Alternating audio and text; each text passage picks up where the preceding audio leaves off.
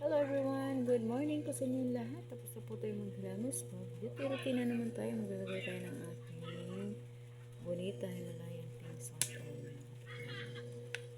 Maglalagay muna ako nito habang tulog pa yung aking baby dog. Mirab lang natin.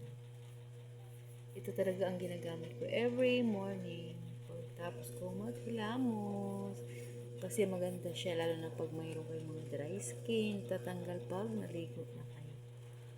Diba? Ito lang ang kagandahan ng Himalayan. Maganda siya, nakakatanggal ng melasma mga kapitlaban sa ilong. Habang tulog pa yung aking baby dog. Paskasuhin na muna natin ang ating self. Habang tulog pa ang aking baby. Ganun lang, harap lang. Konti. Tapos, konting patak. Dalawang patak lang ang nilalagay ko talaga kasi ano naman siya eh. Tapos sa liig. Ayan lang.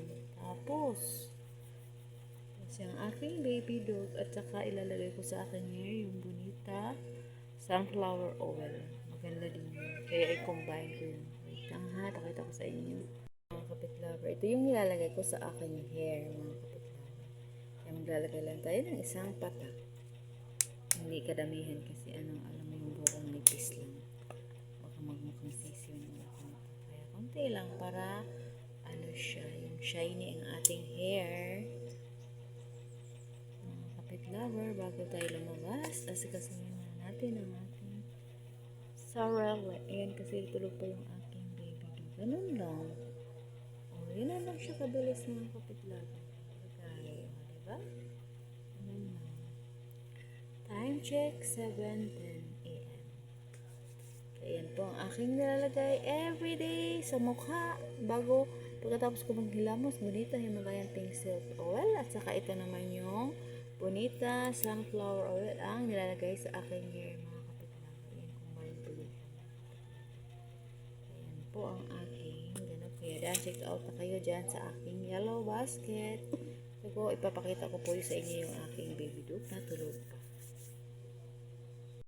Yan po ang aking baby dog mga kapitlawa. Yan, lalabas kami maya-maya konti kasi yan ayaw pa niyang bumangon. Senyorita yan eh, senyorita Agata. Yan po ang aking baby dog. Bye-bye na mga kapitlawa at take care po sa inyong lahat. Happy Tuesday. God bless. Thanks for watching. Uy, labas na tayo, tara. Labas na tayo, baby dog. Tara. Tapos na si mami naglagay ng sa Bonita sunflower oil at saka Bonita Himalayan pink salt. Ganyan. Nagising na po ang aking baby. Shh. Tara na. Tara na. Tara na, baby dog.